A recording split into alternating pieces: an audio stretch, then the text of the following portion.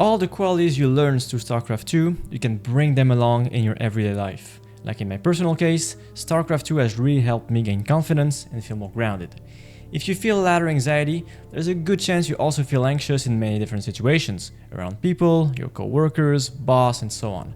But if you manage to face this anxiety in StarCraft 2, you'll be able to also bring that confidence in all the other areas of your life. Think about it. What would your ladder experience in life look like if you were truly secure and calm-headed? What would your everyday life look like if you could finally break free from this mental cell? If you managed to beat your ladder anxiety, or at least diminish it, you would have taken a great leap forward in your life as a whole. And I've been there myself, scared about queuing again and wondering if I would lose all that precious MMR I finally got for myself. But ever since I developed what I'm about to share with you today, that fear no longer ruled me. Although I'm obviously not completely free from it, but I can say I'm pretty happy with the progress I've made. And you too can free yourself from negative thoughts that prevent you from fully expressing your capacities. Think long term and big picture. Do you remember that losing streak you had in last March or April? Could you name 3 opponents you lost to 6 months ago? If I had to guess, I would say probably not. You surely got over it a long time ago, which means that some losses that you went through are already completely forgotten. So there's a good chance that today's and tomorrow's losses will soon be forgotten as well. This simple thing helps you put things into perspective and realize that it's okay to lose a few games or even fall into the oblivion of the ladder ranking, because your own experience has already shown you that not only you got over it, but you most likely recovered all that MMR that you'd lost anyway. So why make the ladder experience that big of a deal? Obviously, some days you get back from work, you're tired and you want to play a bunch, but you're not able to perform as well as you'd like to due to fatigue, but that's fine. If you lose games, it doesn't mean that you're bad. It means that today's performance is not as good as you'd like it to be. You know very well that some days the match history is pretty green too. But our masochist tendencies make us drown in self-pity during losing streaks and minimize our merit during winning streaks. Yeah, you know, these guys weren't so good. I play opponents below my real level, so it doesn't really count. This attitude, consisting of always finding a good reason why you don't deserve your successes, is very unhealthy and probably has much deeper roots in yourself than a simple video game like StarCraft 2. I would even argue that it's unfair and unreasonable, because whether you win or lose, there's always internal and external factors contributing to that outcome. So it's very important to be objective and highlight when you're doing well as well. A good example of this will be that when you win a game, don't simply get the satisfaction of winning, but reward and praise yourself for getting the job done while trying to see what you could do even better. When things don't go as well, instead of harshly blaming yourself, see what went wrong so that next time you know what to do, but keep in mind that sometimes your opponents get lucky. Certain playstyles clashes can favor the other player as well. Your MMR does not define who you are. It's just an indicator of that level you've got right now, nothing more than that. And that number is subject to go up and down. Investors know it very well. It is not so much the short-term adjustments of stocks that matter, but rather the long-term patterns. It may go up and down in the short term, but overall, this is what really matters, right? If it goes up like this, it's the same in StarCraft 2, right? Micro adjustments are bound to happen. And as a wise Italian football coach once said, sometimes may be good, sometimes may be shit. I've got a completely new way of measuring my MMR and improvement now. A Belgian bodybuilder and coach advised people to weigh themselves every morning and then do the average on Sundays, and then compare the averages week by week to have a better idea of the fluctuations of your weights. I actually started to adopt that strategy for measuring MMR. Take 7 ladder sessions, or 10, doesn't matter. And then you do the average at the end of every month, and then you see how the tendency is going. That's far more relevant than simply looking at one bad day and think, look how low I am. 2 days MMR doesn't matter. Look at the average over the course of a month. It's far more relevant. And then compare month by month in the long run. Progress doesn't happen overnight. And speaking of progress, if you want to erase your ladder anxiety, doubts, and improve at StarCraft 2, make sure to join my Discord server, where you can join a community and possibly book a one-on-one session with me. The link is in the description. Now, when you're faced with ladder anxiety, fear of losing or anything of that sort, Looking at the game in the long run rather than the short term can be very beneficial, but it's often not enough. You still feel your heart pounding, and a form of distress can often show up too. In my personal observation and experience, I've noticed that oftentimes we focus way too much on the outcome, in this case winning, rather than having a good time and improving. As I like to say, winning is not a goal. It's a byproduct of doing the right things. Focusing so much on the outcome will paralyze you because you desperately want your match history to be green. But you're hoping for something impossible. The greener your match history, the tougher your new opponents will be. The matchmaking rating is made in such a way that when you improve and thus increase your elo, you'll be faced with stronger opponents to match your new attained level.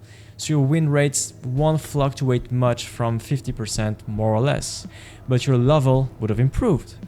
The moment your win rate starts to get higher than 50% is pretty much when you reach the very top of the hierarchy, in this case, high GM. So winning, once again, is an awful goal, or short-term goal I should say.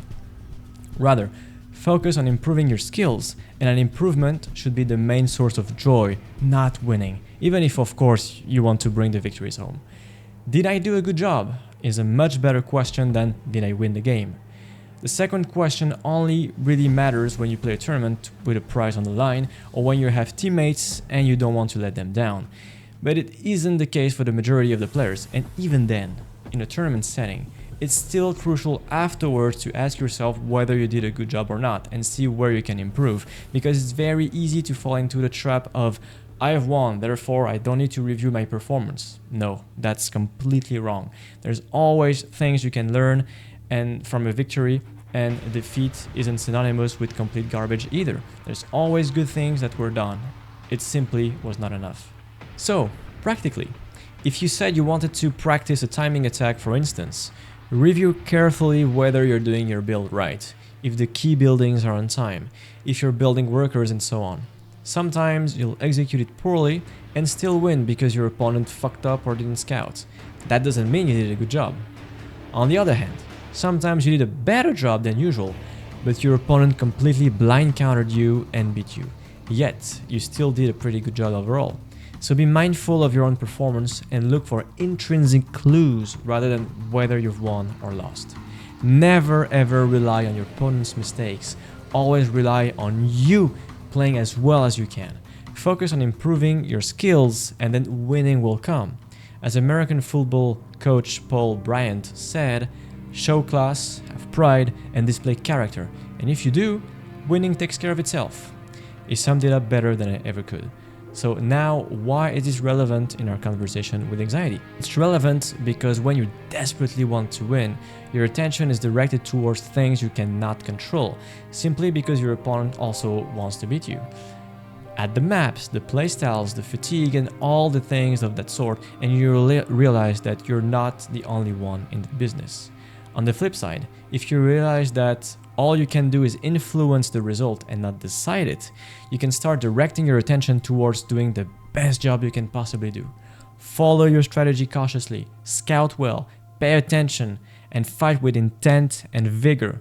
All these things fully depend on you, and the better you do these things, the more likely you will get the W as a consequence. Remember, winning is not a goal, it's a byproduct of doing a great job. So take control back, take the control of your games, and you'll see the stress associated with playing will greatly diminish. And finally, another reason why you may have ladder anxiety is that exposing yourself to an opponent has become a traumatic experience. I was talking about it in the first part of that video, but when you talk harshly to yourself every time you make a mistake or have a shortcoming, you not only play with fear from that point on, because you associate the act of playing with the potential punishment you inflict on yourself, hence the anxiety before pressing the play button. Worse, you no longer play to win or have fun, you play to avoid losing. Paradoxically, that very mentality greatly increases the likelihood of getting crushed. Try to reverse that. Instead, show gratitude when your build goes right or when you get lucky. Reward yourself with a kind word in your head when you make a good move or when you took a smart decision. We live in a world where if you do something well, it's normal and expected, but when you do something poorly, you suck. How is that fair? No need to beat yourself up for a mistake. After all, bitching about the broken tire won't fix the damn tire, so be kind to yourself. And at the same time, always feel grateful when things go well, even small things. You remember to scout? Great! You made a nice micro move with your adept? Amazing! There's nothing better to reinforce confidence than pinpointing and rewarding good things you've done. We never really see the world as it truly is. We see it through a filter, our own filter. It can be our beliefs, our fears, and even how we're feeling on a given day. But if you repeat to yourself that you're worthless, you end up believing that it's indeed the case. As a result, you'll feel very nervous and confirm that belief by indeed playing bad. And then you go full circle. Break the circle by making the effort to see all the things you do right, and it will remind you that there's qualities in you, certainly more than you can imagine. And please, cut the crap with victimized mentality. I hear that way too frequently. I'm a realist. No, and you're a pessimist. You've decided to only see the evil. There's always light shining somewhere. I'm not advising to be naive and childish, but rather to be more practical and grounded. You made a blunder? Okay, it sucks, but it's not the end of the world. Look at what went wrong and next time you'll get it right, or at least a bit better. You did something good? Wonderful. Reward yourself for it. There's absolutely nothing wrong with that. Quite the contrary, you'll find yourself relieved from that fear of failure, and pressing the play button will be that much more pleasant. So what's your experience with ladder anxiety? I'd love to hear from you in the comments below. Remember to join my Discord in the description, and I'll see you soon.